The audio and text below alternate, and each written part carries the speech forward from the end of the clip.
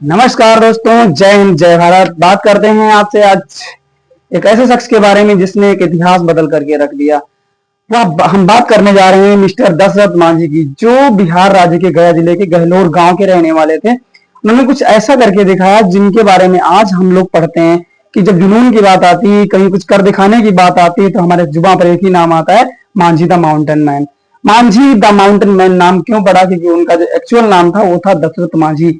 तो Manjhi the mountain man name पढ़ने के पीछे का जो रीजन था वो बड़ी लंबी कहानी है। बस थोड़े से छोटे शब्दों में आपसे हम बयां करते हैं कि वो कहानी क्या थी।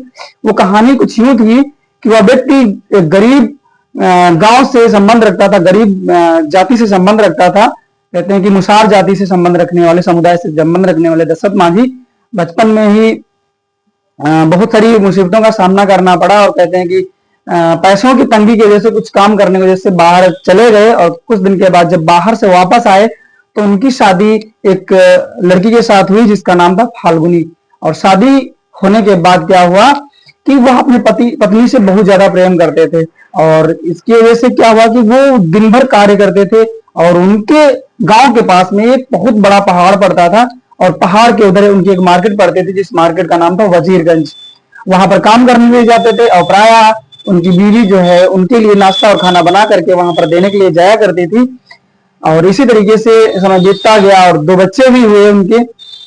फिर एक टाइम की बात है कि काफी बार बहुत सारे लोग उस पहाड़ पे चढ़ते थे, चढ़ने की वजह से बहुत सारे फिसल के गिरते भी थे, चोट लगती थी, जख्मी हो जाते थे। और लेकिन मजबूरी थी क्योंकि दूसरा उनके पास विकल्प नहीं था।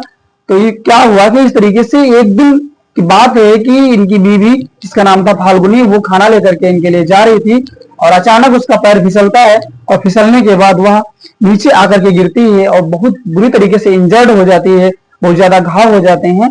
और वो उसका ट्रीटमेंट कराने के लिए रीजन ये पड़ता था कि बीच में पहाड़ जो था, इसकी वजह से जो वजीरगंज मार्केट थी वो उसका डिस्टेंस करीब, अगर आप बाई रोड जाएंगे तो करीब 40 किलोमीटर का पड़ जाता था, 40 मील का पड़ जाता था।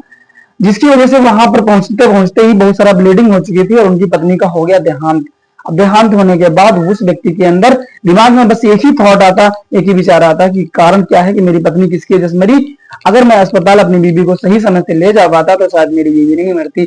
और मरी क्यों? क्योंकि बीच में पड़ रहा था पहाड़। तो उसने दिमाग में एक बात ठान ली कि हो ना हो, आज मेरी बीवी खत्म हुई, कल के समय में कोई ऐसा हमारे समाज में कोई दुर्घटना ना हो जिसकी वजह से जिसके बीच में पहाड़ आए। और उस व्यक्ति ने ठान लिया, और ठानने के बाद उस पहाड़ को अपने दो दोस्तों का साथ लिया। और वो दोस्त क्या थे? वो दोस्त थे छेनी और हथौड़ी। उनका साथ लेने के बाद उस शख्स ने उस पहाड़ को काटना चालू किया। और उस टाइम बहुत सारे कहते ना आलोचनाओं का सामना करना पड़ा। बहुत सारे लोगों ने विरोध किया, क्या कर रहा है, पागल घोषित कर दिया गया उस शख्स को। और धीरे धीरे उस शख्स ने जो अपनी मेहनत है उसको बरकरार रखा और मेहनत करता चला गया छेनी और हथौड़ी के साथ में। कहते हैं कि उस टाइम पे, उस पीरियड में उस गांव में सूखा अकाल आ गया, गांव के लोग गांव छोड़ के चले गए।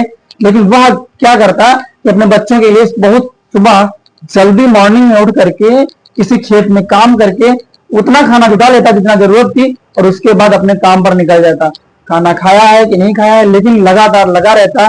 और लगे रहने का जो रिजल्ट आया, करीब 22 साल के बाद वह शख्स उस बहुत ऊंचे पहाड़ और चट्टान को तोड़ करके उसमें से एक संकरा सा रास्ता बना दिया। रास्ता इतना संकरा नहीं था, लेकिन इतना चौड़ा जरूर बना दिया कि वहां से ट्रक आ जा सकता था। जिसकी वजह से जो दूरी 40 से 45 मील की पड़ती थी वो मात्र 4 से 5 मील की रह गई उस रास्ता को काटने के बाद। इसलिए वहां पर कहते हैं उस टाइम पर वो शख्स ने सोचा कि क्यों ना कुछ मदद मांगी जाए सरकार से, इस यहाँ पर डामर रोड बनवा दिया जाए। और डामर रोड बनवाने के लिए तत्कालीन प्रधानमंत्री जिस उस समय भारत की थी, श्रीमती इंदिरा गांधी, उनके पास वो शख्स गया। और जाने के लिए उसने क्या किया, ट्रेन का टिकट खरीदा। और ट्रेन का टिकट खरीदने के साथ साथ ट्रेन का टिकट खरीदने गया, लेकिन उसके पास उतना पैसा नहीं था। तो वह बिना ट्रेन के टिकट के उस गाड़ी में बैठ गया। और कहते हैं कि जैसे ही वो गाड़ी में बैठा और अगले स्टेशन पे टीसी ने आकर के उस शख्स को उतार दिया, क्योंकि उसके पास ट्रेन का टिकट नहीं था।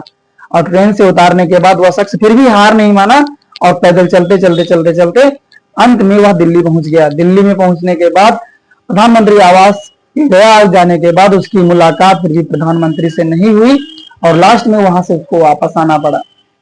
लेकिन तब तक वह इतना फेमस हो चुका था, इतना ज्यादा प्रचलित हो चुका था कि वहां तक ये बातें पहुंच चुकी थी। और फिर जब बड़े बड़े नेताओं के दिमाग में सारी बातें पहुंची तो उस शख्स ने क्या किया, उन लोगों ने क्या किया, उस रोड को बनवा करके, डामर रोड बनवा के फिर कर दिया।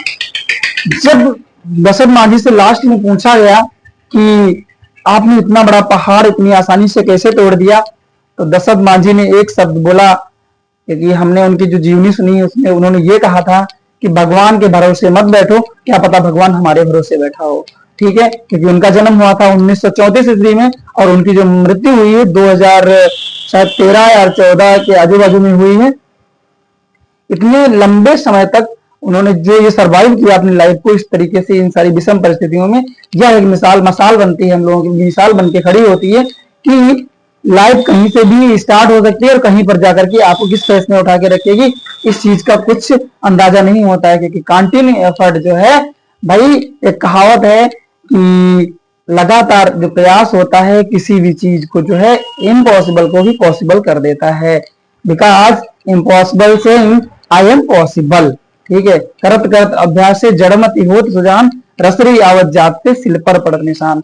अभ्यास करने से लगातार सारी चीजें संभव है कि एक रस्सी के चलने से पत्थर पर भी जो निशान पड़ जाते हैं। बस इतनी सी बात मांझी द माउंटेन मैन के लिए। जय हिंद, जय भारत।